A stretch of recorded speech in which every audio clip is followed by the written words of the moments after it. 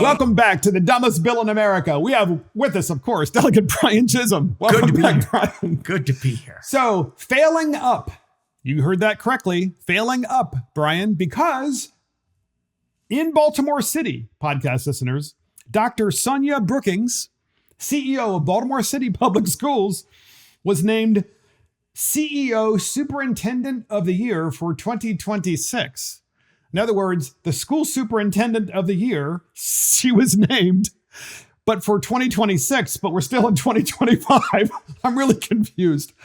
Help me out here, Brian. That's high expectations. That's very forward thinking. I think she should be very thankful, though, that Ian Roberts has left the state of Maryland, because he certainly would have, an illegal immigrant running a whole school system like he was in Iowa. I mean, that would have been a neck and neck race. So yeah, he would have been named superintendent of the year. Yes, there's no doubt about it. We love that guy. But I mean, I just happen to look, and 90% of Baltimore City students don't hit the key in math, English proficiency. So maybe that's why they're thinking 2026, we got to do better than only 10%. Maybe we get 12%. That's a big jump. So they're functionally illiterate, as you just said, but Dr. Sonia Brookings, the CEO of Baltimore City Public Schools, has been named Superintendent of the Year, but for 2026. So apparently they aren't proficient in math because it's in 2025. Oh. So help me understand this, Brian. Maybe the new calendars haven't come out yet. They don't know. We have to make fun of this, podcast listeners, because if we don't, we will go crazy, because we have to keep sending money to Baltimore City. Right. Here's what I'd like to know. And that money is not being used in a wise way. If we had school choice, if we had that, then the money could be used in a wise way. But we don't. We have the kids going back to the same schools that are failing and the same results for decades, Brian, for decades. And yet you get named Superintendent of the Year. I mean, what? I am sure it's not an easy job in Baltimore City, but so who votes on this, Mark? Do you think it's the parents? No way.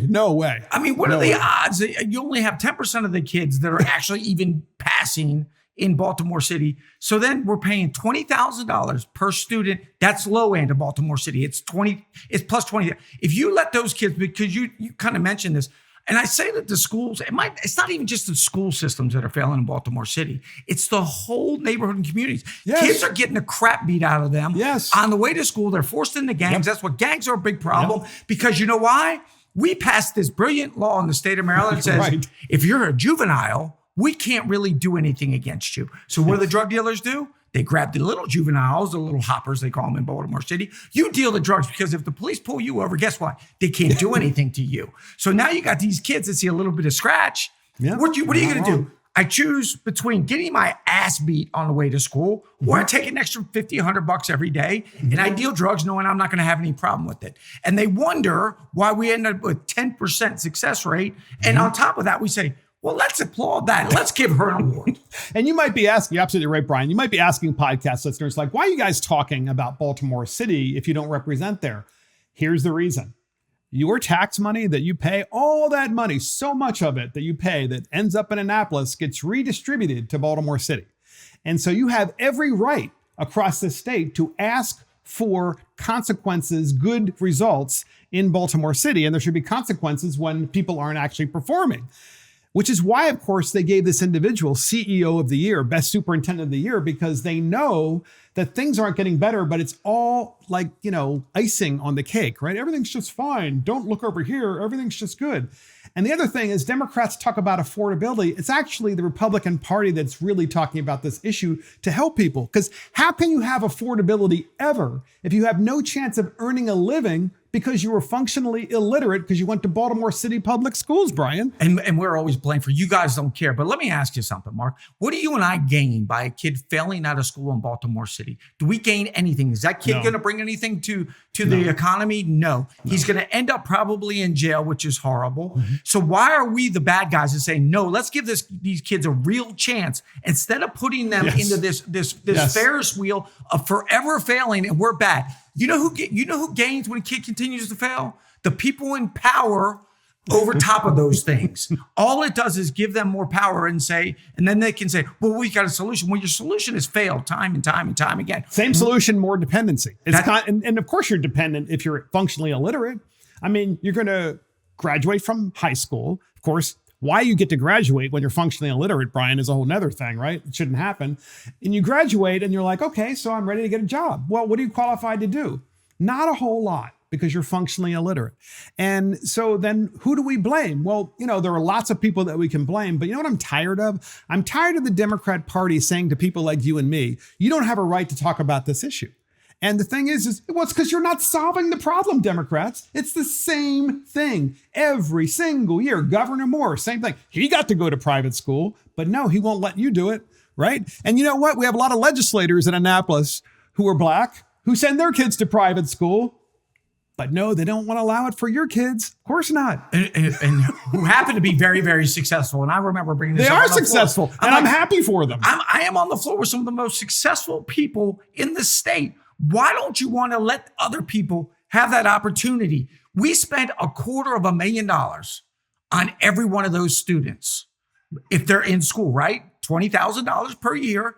And what do we get in the end if they fail out? Absolutely nothing. I think they're really afraid these kids truly will start to prosper because what happens with people when they start to prosper and they become self-reliant? They become Republicans. They exit the Democrat Party. Of course. Right. Yeah. Hey, the generational poverty is gone. We're off of this reservation. We are out of here. And I think it scares them to death because they know as long as they have the power over them of dependency, they can never lose it. So let's talk about this. We're calling this podcast Failing Up, and we're almost finished with it. But I just want to ask Brian, what are some of the other things we could fail up at in Maryland? Like we could fail up with making electricity bills higher, which is what Governor Moore already did. So he should get an award, Brian. Governor Moore should for making electricity unaffordable. Yeah. And what else? And registration fees. Car registration fees, unaffordable. And CEO of the year. Yeah. Well, we should get an award for sending more people to Florida, Georgia, and South Carolina than just about any other state in the country because they love to leave here and go down there.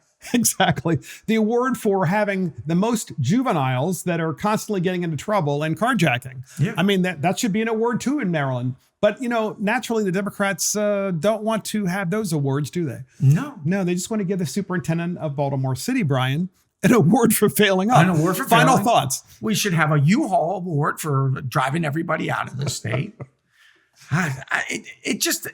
It boggles the mind to think about what they do, and then they pat themselves on the back. They take money from one person, give it to another, screw everything up, pat themselves on the back, and then give awards out. That's very nice. And that's the dumbest bill in America, failing up.